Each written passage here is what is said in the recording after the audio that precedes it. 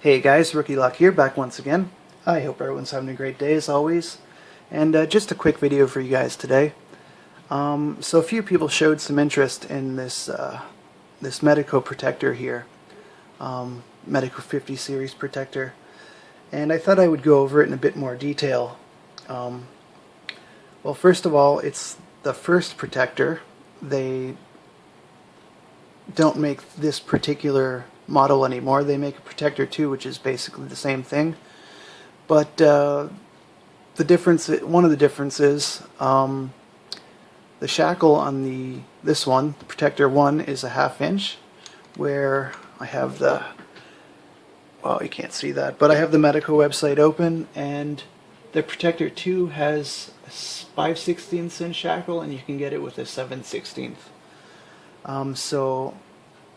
And I'm assuming you can tell this is an old one because it doesn't say Assa Abloy on it. Also no cover plate on the bottom of this one. Another thing I read online is it's kind of Medeco's version of the Sargent & Greenleaf 826. I don't have an 826, I have basically kind of a closed shackle version of it, and you can see here that it's like the same exact shape, and you know what I mean, same size round.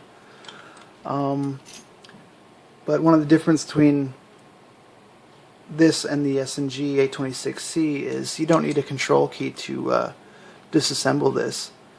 So it opens up as usual, and you can see this plate here. It can be turned clockwise or counterclockwise, but I like to do it clockwise here. And yeah, it comes right out when it's at 90 degrees. You can see here that how it would get locked in under these ledges here. There's also a ball bearing down right here to give the whole plate some preload. So once you get to this slot here, you can tell with the feedback that it's at 90 degrees, and you can take it out. Besides that, we could take the actuator out here.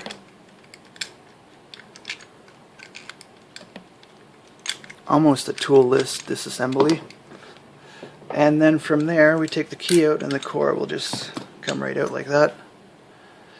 And the core, again, is very similar to what's in the 826 and the 831, but it's not identical. They're not drop-in replacements. I kind of wish they were, because I believe they still make this core, but they no longer make the cores that go into these. Yeah, wish they would just make one, you know what I mean? One replacement, but yeah, that's how they make money, I guess. What else did I want to cover? I guess since we have it out, I'm not going to take it all apart, but I'll show one of the driver pins. They're kind of unique. I don't see them that often anyway. It is a mushroom of sorts, but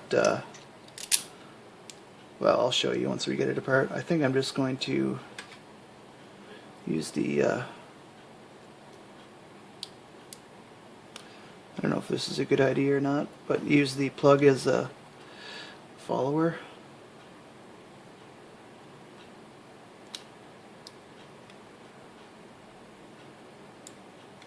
Yeah. Oh well, that'll be the last pin doesn't have that feature.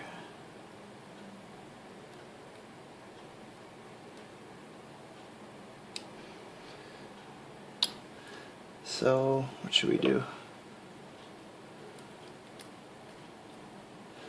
I guess we'll take it apart and we'll have a look at number 1 driver. Yeah, thing with the plug is, with how wide this step is here, you can't get a follower to sit in there really good.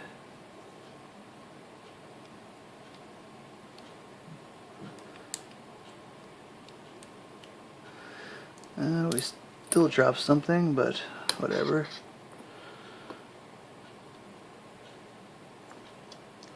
So here's the pin I wanted to look at. You can see it's a mushroom, but at the end it has a T-pin element to it. Very subtle, some more than others, but yeah, I thought that was kind of interesting.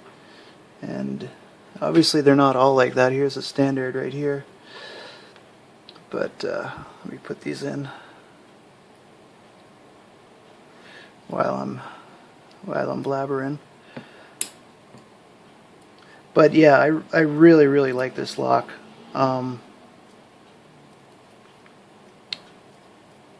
It's a shame that the new ones don't have, and I've seen people have them in the shackle on the new ones. They look, and even this one looks like it could looks like it deserves a bigger shackle. For the size of that body, I wish it had a bigger shackle. Kind of a shame, but still a really nice lock, and I really like it.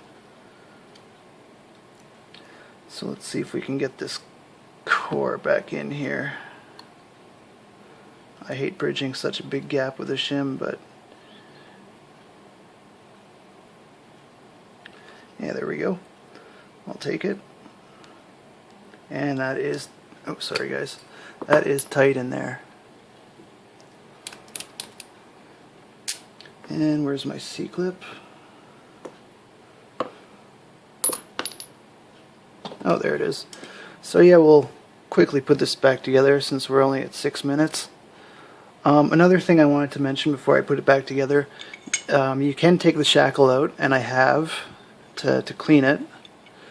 And you do it through this drain hole. I don't know if we're going to be able to get a view of it, but no, we won't be able to see it.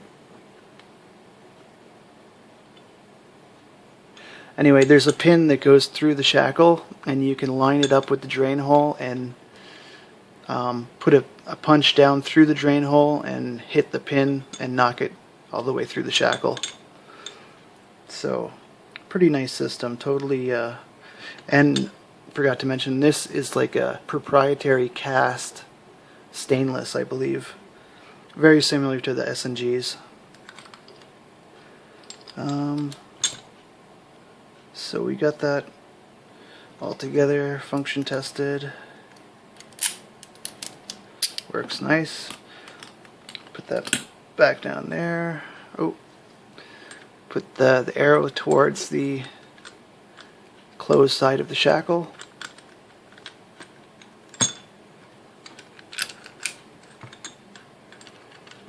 Oops, kind of tricky to get in sometimes.